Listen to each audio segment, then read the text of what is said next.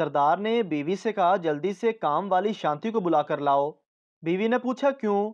सरदार ने कहा, डॉक्टर ने बोला है कि दवाई खाने के बाद शांति के साथ सो जाया करो। बीवी सूट की कटिंग करने गई तो कैंची नहीं मिल रही थी। बीवी ने शोहर को बोला, कैंची नहीं मिल रही, ढूंढ दो। शोहर बोला, तुम्हारी जबान तो कैंची से भी तेज चलती है, उसी से काट लो। वालद, 5 + 5 कितने होते हैं? बेटा, पता नहीं। बाप, उल्लू के पट्टे, गधे, नालायक कहीं के, कुछ पता भी है तुम्हें? जा कैलकुलेटर लेके आ, अभी हिसाब करके बताता हूँ। एक लड़की ने सरदार से पूछा, तुम लड़के लड़की में सबसे पहले क्या देखते हो?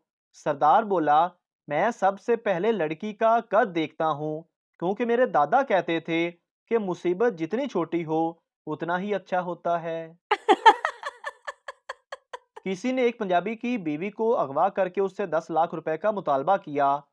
अगले दिन उसने औरत की उंगली काट दी और पंजाबी से कहा, अगर वो पैसे नहीं देता तो हम इसकी सारी उंगलियां काट देंगे। उस पंजाबी ने उसे लिखा कि मैं उसे 10 रुपए नहीं दूंगा जब तक आप उसकी जबान ना काट दें। इतवार का दिन था। शेख की बीवी जो नई नई फैसलाबाद से ब्याह कर लाई गई थी, उसे सब घर वालों ने कहा, अपनी फेवरेट डिश बनाओ। दुल्हन बहुत खुशी से, जी जरूर। सास ने पूछा, तो बेटा क्या बनाओगी? दुल्हन, जी आलू और गोश्त। ये सुनना था कि सारी शेख फैमिली को लकवा हो गया, जैसे गरीब की बेगम ने कह दिया हो कि आपका 100 रुपए कपड़ों में धुल गया। जैसे आशिक को अपनी महबूबा की शादी का कार्ड मिलता है। सारी फैमिली कहने लगी, खुदा का खौफ करो, दो चीजें एक साथ ही, ये फजूल खर्चियां यहाँ नहीं चलेंगी। दुल्हन बोली, पर मुझे तो आलू पसंद हैं। शेख साहब कहने लगे, तो जान ऐसी चीज ऐड कर लो आलू के साथ जो सस्ती भी हो और हम ज्यादा देर तक खा सकें। दुल्हन बोली, फिर आलू चिंगम पकावा। एक दिन सरदार के घर चोर आ गया। सरदार ने चोर को देखा तो चोर ने भागना शुरू कर दिया। सरदार जी भी जोश में आकर उसके पीछे पीछे भागने लगे और भागते भागते उससे आगे निकल गए। पीछे मुड़कर ऊंची आवाज में बोले, एक ते चोरी, उतो सरदारा ना रेसा। एक दोस्त दूसरे दोस्त से, मुझे कोई ऐसा मशवरा दो कि मैं अमीर हो जाऊं और मेरी जबान पर हर वक्त अल्लाह का नाम भी रहे। दूसरा दोस्त, तुम भीख मांगा करो, अल्लाह के नाम पे दे दे बाबा, मौला के नाम पे दे दे बाबा। इस तरह तुम अमीर भी बन जाओगे और तुम्हारी जबान पर हर वक्त अल्लाह का नाम भी रहेगा। टीचर, एक दफा का जिक्र है कि एक बादशाह हुमायूं अपने बिस्तर पर आराम कर रहा था। बच्चा, मैडम, शीदा मेरा खाना खा रहा है। टीचर, शीदे, मैं तुम्हें क्लास से निकाल दूंगी। अच्छा, तो मैं कहाँ थी? बच्चा, हुमायूं बादशाह के बिस्तर पर। टीचर, लख दी लानत तेरे ते। एक सरदार जलेबियां बेच रहा था और साथ में आवाज लगा रहा था कि आलू ले लो, आलू ले लो। एक आदमी बोला, सरदार जी, ये आलू नहीं जलेबी है, तो आप आलू क्यों कह रहे हो? सरदार बोला, चुप हो जाओ, मैं मक्खियों को धोखा दे रहा हूँ। एक चरसी बस में चरस पी रहा था। साथ वाली सीट पर बैठा हुआ बाबा जी बोला, तुम जहन्नुम के रास्ते पर जा रहे हो। चरसी बोला, अरे ड्राइवर, बस रोको, मैंने तो मुल्तान जाना है। एक हकीम ने पठान को टाइमिंग की गोली दी। पठान ने रात पर खूब जश्न किया।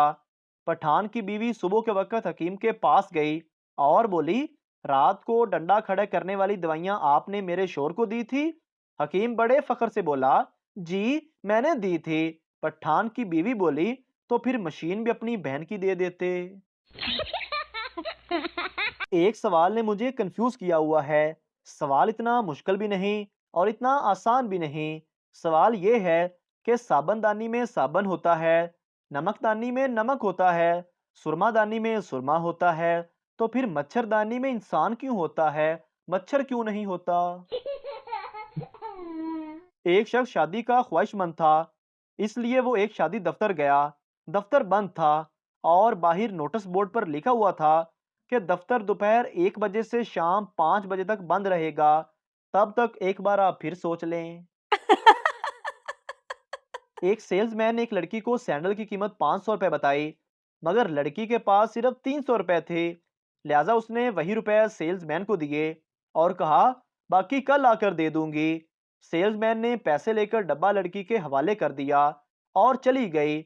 मालक ने सेल्समैन से गुस्से में कहा, तुम बहुत बेवकूफ हो, अब वो कभी नहीं आएगी। सेल्समैन ने मुस्कुराते हुए कहा, मैंने उसे दोनों जूते बाएं पैर के दिए हैं। जब बीवी अपना सर शोहर के दिल पर रख के बड़े प्यार से पूछे, जान, क्या तुम्हारी जिंदगी में कोई और औरत है मेरे सिवा? याद रखें, आपका जवाब उस वक्त इतनी अहमियत नहीं रखता जितना आपके दिल की धड़कन।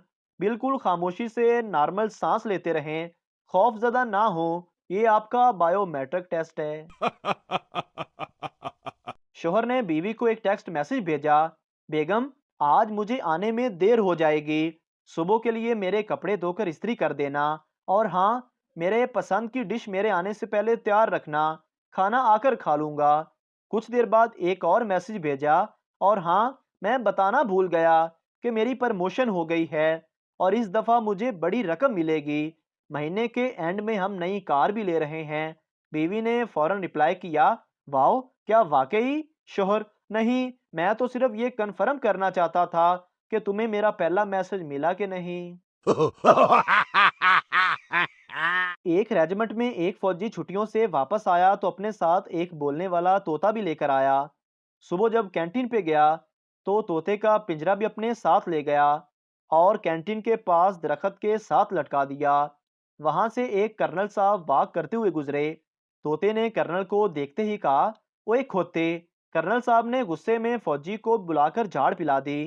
फौजी ने तोते को समझाया कि ये कर्नल है, इसके सामने अपनी जबान बंद रखो, दोबारा ये हरकत मत करना। दूसरे दिन फिर जब कर्नल आया तो तोते ने फिर कह दिया कि ओए खोते। कर्नल ने फौजी को बुलाकर वार्निंग दी कि अब अगर इस तोते ने दोबारा ऐसी वैसी हरकत की तो मैं इसकी गर्दन मड़ोड़ दूंगा। अगले दिन जब कर्नल आया तो तोता उसके तरफ देखते ही हंस हंस कर लूट पुट हो जाता है और कहता है, समझती क्या ही है ना। दोस्त यार, तुम एक्सप्रेस न्यूज क्यों नहीं देखते? पप्पू यार, हमको उस आंटी से डर लगता है जो कहती है हम वो दिखाते हैं जो लोग छुपाते हैं। तौबा तौबा। पप्पू अपना मोबाइल लेकर डेंटिस्ट के पास गया। डॉक्टर ने पूछा, जी क्या तकलीफ है आपको? पप्पू ने कहा, तकलीफ मुझे नहीं, मेरे मोबाइल को है। ये बताओ इसका ब्लूटूथ कहाँ है? मोहतरम नाजरीन, अगर आपको हमारी वीडियो अच्छी लगी है तो हमारे इस चैनल को सब्सक्राइब ज़रूर कर दीजिए ताकि आपको इस तरह की और मज़ाया वीडियोस फौरी और बर वक्त मिलती रहें।